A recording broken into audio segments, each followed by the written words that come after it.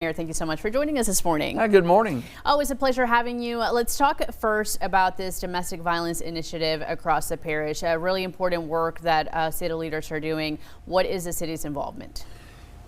Several weeks ago, after the April 19th incident, the Louisiana Coalition Against Domestic Violence, which is a statewide coalition that has resources, they contacted me and said, we have some resources.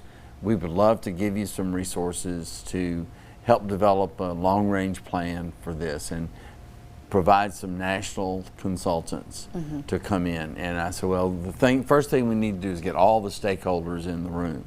So we got the school board and the sheriff and the parish and us and the domestic violence organizations, and they offered these services. So we've entered into a memorandum of understanding with them to provide resources within the next 90 days to help us come up with a plan. Now, the implementation of that plan will be up to the stakeholders.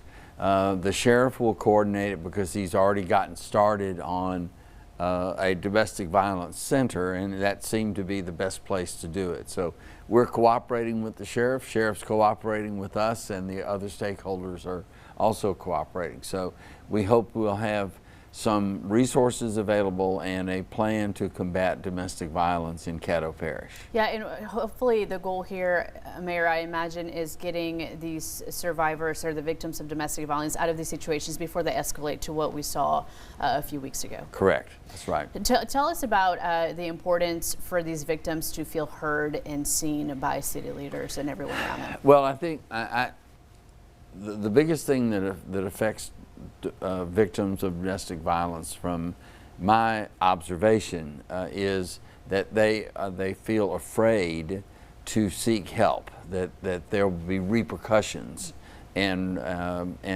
payback if they aren't protected. So it's important that they know that there are safe places for them to go and resources available to get them out of a dangerous situation. That's right. Well, let's talk about something else. There's a rumor going around that you're going to have your dancing shoes on coming Friday. There is a great celebration going on. Tell us what Shreveport is doing for America's 250th birthday. Well, we're having an announcement party to announce the party. Okay. So we have a really nice plan for celebrating America 250, and we're going to have a party to announce it.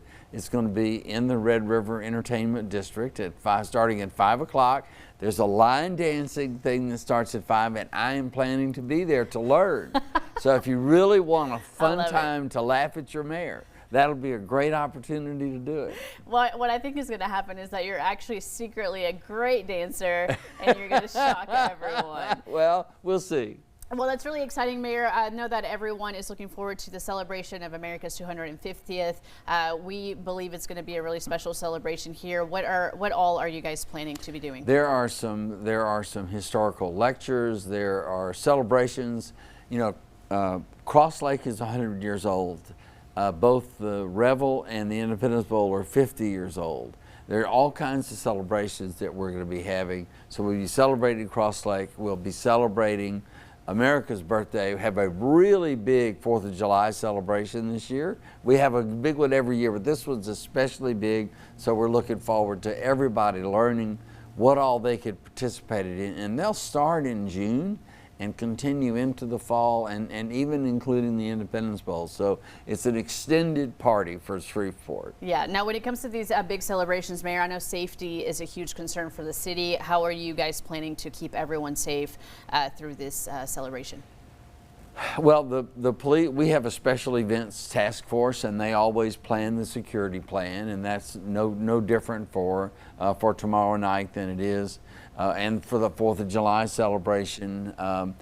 You know, we have great police and SPAR people who are accustomed to planning the security for these events, I'm very confident that we'll have a great time. Nobody will notice all the people that are there, but they'll be there. That's right. So, Mayor, finally this morning we're talking about the River Expressway route that is now in the works. This project just got the green light yesterday. Now, this is privately funded, so no city funds will be used to make this happen. Right. This is an exciting project that will basically create a loop around the south part of Shreveport and into the south part of Bossier. So it should be good for both areas, and it will allow some development of areas that have been stalled because of route concerns, and now we'll be able to move forward. I'm very excited about that project. We heard from William Bradford saying that just the traffic flow out of 12 Oaks was kind of